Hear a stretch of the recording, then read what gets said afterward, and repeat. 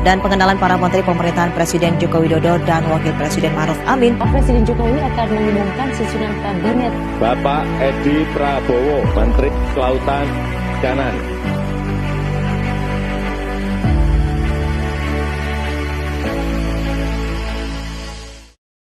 Perlu lompatan-lompatan besar dalam menata ekosistem industri perikanan dan kelautan kita, mulai dari hulu sampai ke hilir. Kebijakan kelautan harus betul-betul bisa mengantisipasi dan mengadaptasi perkembangan teknologi baru, sehingga bisa membuat industri perikanan kita makin produktif dan juga makin kompetitif. Sejak dilantik pada 23 Oktober 2019, Menteri Edi konsisten menjalankan berbagai strategi dan gebrakan guna mendorong kemajuan sektor kelautan dan perikanan Indonesia. Amanah besar yang dititipkan Presiden kepadanya untuk memperbaiki komunikasi dengan nelayan dan meningkatkan sektor perikanan budidaya. 1 tahun menjadi waktu yang singkat, menyusuri hampir seluruh wilayah Indonesia. Menteri Edi mencatat setiap keluhan dan masukan nelayan.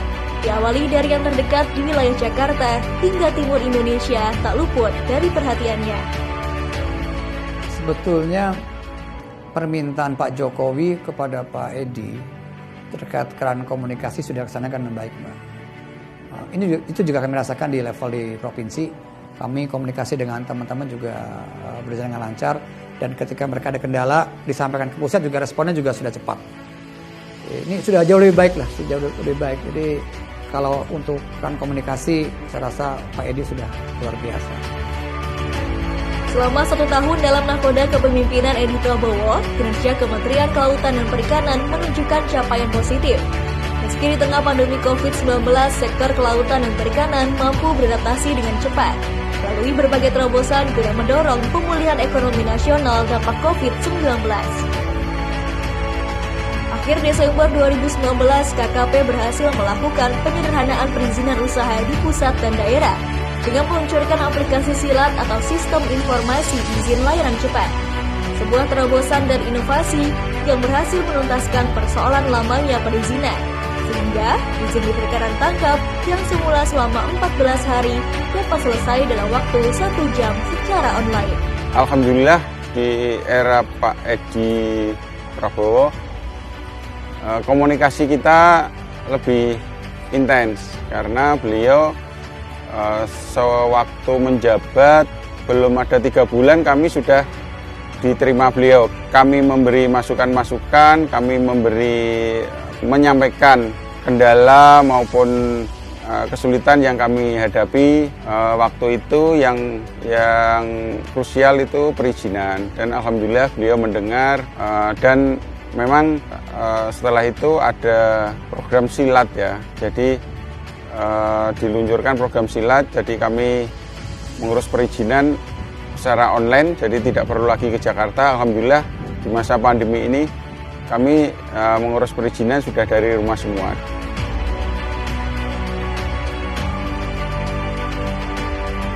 KKP juga memberi kemudahan akses permodalan melalui peran BLU LPM UKP dengan realisasi penyaluran BLU dan KUR guna mendukung peningkatan kesejahteraan nelayan dan pelaku usaha perikanan.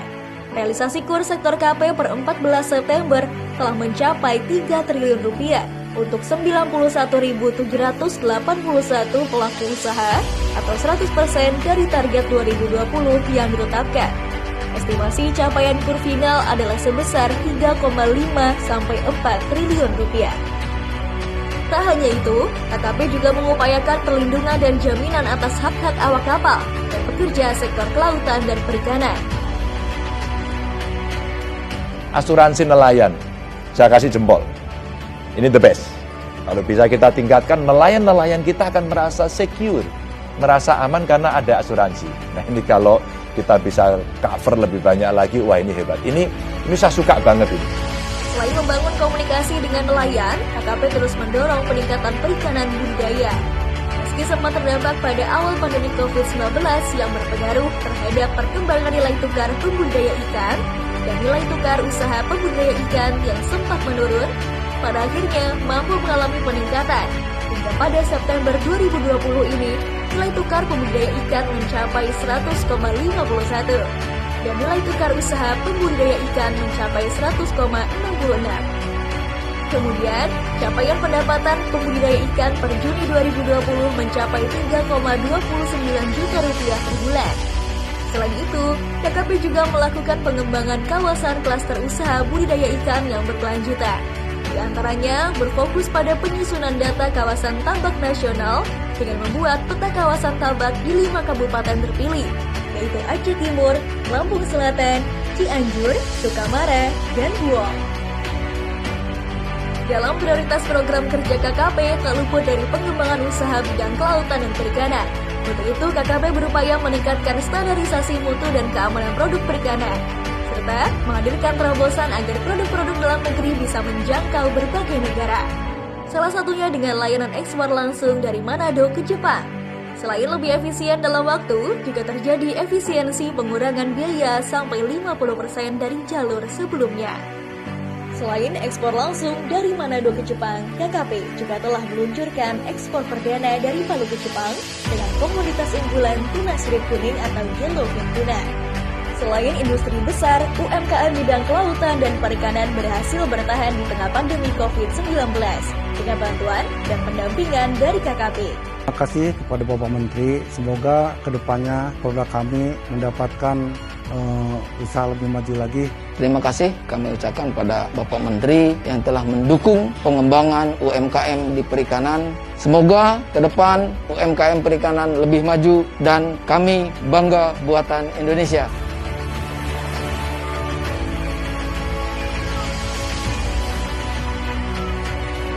KKP juga melakukan berbagai upaya untuk menjaga kelestarian dan potensi sumber daya kelautan dan perikanan Indonesia, membentuk kawasan konservasi untuk mengelola sumber daya ikan dan lingkungan secara berkelanjutan.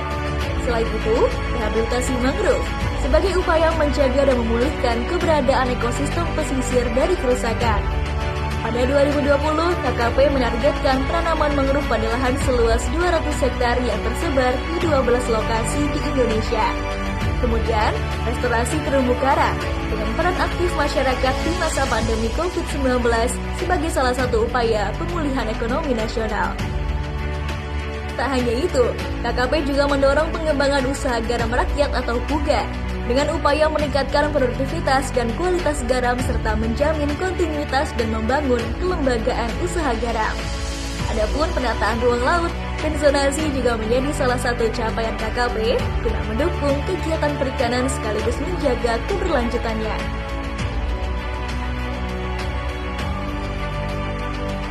Sementara itu, para pasukan pengawas sumber daya kelautan dan perikanan terus bersiaga menjaga kekayaan negara. Tanpa kenal lelah dan gagah berani, mereka terus berpatroli memburu para pencuri ikan di tengah lautan. Nyawa mereka pertaruhkan demi menjaga kedaulatan.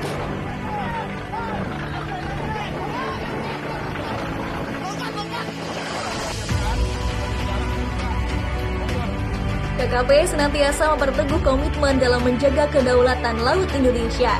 Untuk itu, KKP meningkatkan kerjasama lintas sektor guna memperkuat sinergi penegakan hukum, seperti dengan TNI AL, Polri, Bakamla, Kejaksaan Agung, dan instansi lainnya. Terbukti dalam 1 tahun terakhir, KKP telah berhasil menangkap 74 kapal. Seiring dengan pesatnya kemajuan teknologi informasi, KKP menyeimbangi dengan penyesuaian yang tepat, sesuai dengan kebutuhan masyarakat kelautan dan perikanan secara luas. Melalui inovasi teknologi yang bermanfaat dan peningkatan kualitas SDM yang unggul, menjadi modal kemajuan pembangunan menuju sektor kelautan dan perikanan yang lebih baik. Dalam pemulihan ekonomi dampak COVID-19, KKP juga melakukan berbagai upaya dengan memberikan stimulus ekonomi, seperti ragam bantuan melalui kegiatan bulan mutu karantina ikan tahun 2020, diberikan kepada masyarakat perikanan terdampak COVID-19 meliputi nelayan, pembudidaya, pengolah ikan hingga tenaga medis. Selain itu, melalui kegiatan Gemar Ikan, KKP juga telah menyerahkan 58.000 paket produk perikanan kepada masyarakat di 116 kabupaten atau kota. Kegiatan ini bertujuan untuk meningkatkan asupan gizi masyarakat terdampak COVID-19 dan sekaligus menyerap pasar produk perikanan UMKM untuk mendukung keberlanjutan usahanya di tengah pandemi COVID-19. Jadi ke depan saya berharap apa yang sudah dilakukan ini selalu menjadi penguatan, keterbukaan ini akan terus kami pertahankan, sehingga orang untuk berinvestasi di sektor ini sudah nggak perlu lagi khawatir akan ada kesulitan, karena semua sudah kita buka dari hulu sampai hilir, dari perizinan sampai perizinan kapal sampai perizinan ekspor, semua kita permudah.